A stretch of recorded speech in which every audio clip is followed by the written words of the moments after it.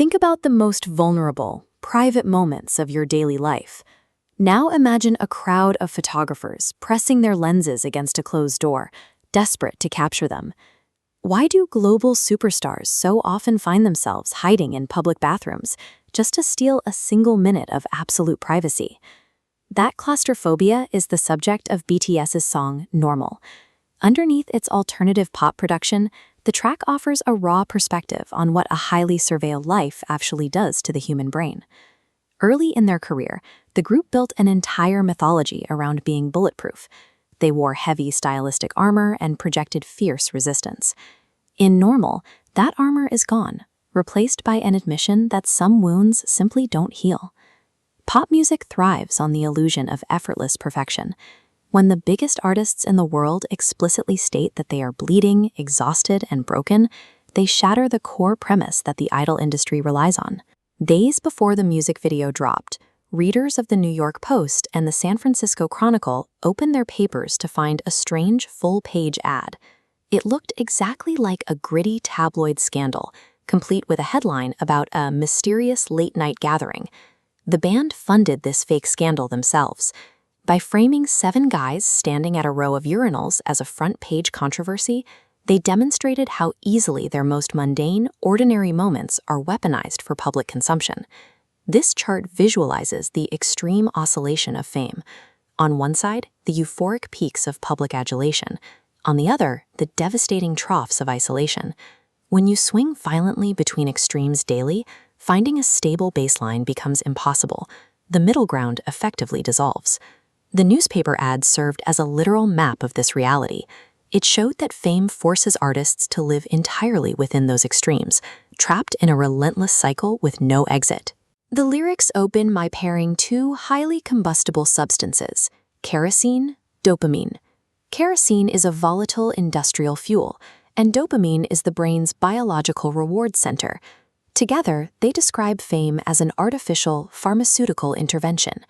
To project joy and intimacy to a stadium of 80,000 people, the entertainment industry requires artists to maintain a massive chemical high. It is mandatory emotional labor, fueled by biology. But the video immediately contrasts that euphoria with physical consequences. Shot in harsh morning light, we see exhausted faces, bruised lips, and a bloodied nose. This leads to a deep isolation. We see the members desperately trying to ground themselves in mundane reality, such as J-Hope standing alone in an empty garden, holding a running hose to connect with something ordinary. The sonic landscape mirrors this cycle. Produced in collaboration with Ryan Tedder, the track avoids huge pop choruses. Instead, it relies on a gritty alt-rock beat that loops repetitively, mimicking the mechanized, repetitive demands of their careers. The physical and emotional crash is the unavoidable tax of the chemical high. The industry-mandated steel heart is a biological impossibility.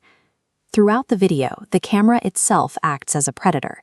It constantly sneaks up on the members from behind walls and doors, invading their unguarded moments with unsteady, voyeuristic movements.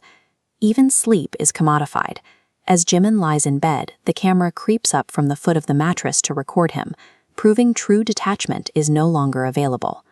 We see a pristine white swan trapped on a dry hardwood floor in the corner of a mansion during a loud party. It's an elegant, solitary creature, surrounded by chaos, completely removed from its natural element. This scrutiny even transforms a bathroom urinal into a site of absurd sensationalism. A space universally understood to be private becomes the backdrop for a stylized photo shoot, highlighting the absurdity of having to look cool while relieving yourself. This level of claustrophobia is a documented historical trauma for global megastars, from Britney Spears fighting her way through swarms of paparazzi to BTS hiding in a restroom. The industry consistently demands total access to its icons. When every private second is captured, frozen, and sold to the public, the artist's right to normal human boundaries is erased. Their private life is a public product. If the physical and emotional cost of this lifestyle is so high, why do the artists continue to choose it?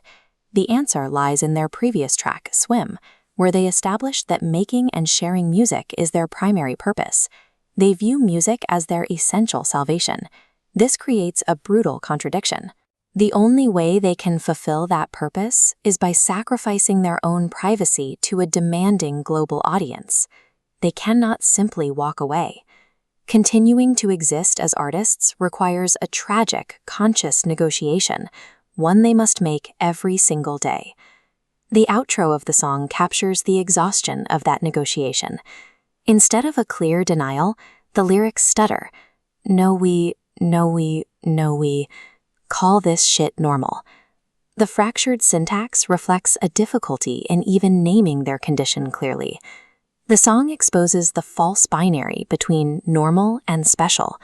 Both categories are arbitrary social constructs, and for a pop star, maintaining either one requires a constant performative effort. A person can physically leave a crowded stadium or drive away from a chaotic party, but they can never leave the public identity that continuously follows them. The industry mandates a constant performance of wellness. Masking psychological pain is treated as a basic job requirement, where performing happiness is as critical as the music itself. For a superstar, true normalcy doesn't exist. It is merely an anesthetic performance of sanity. And it leaves us with a chilling realization. The entertainment we consume so eagerly requires the systematic dismantling of the human beings providing it.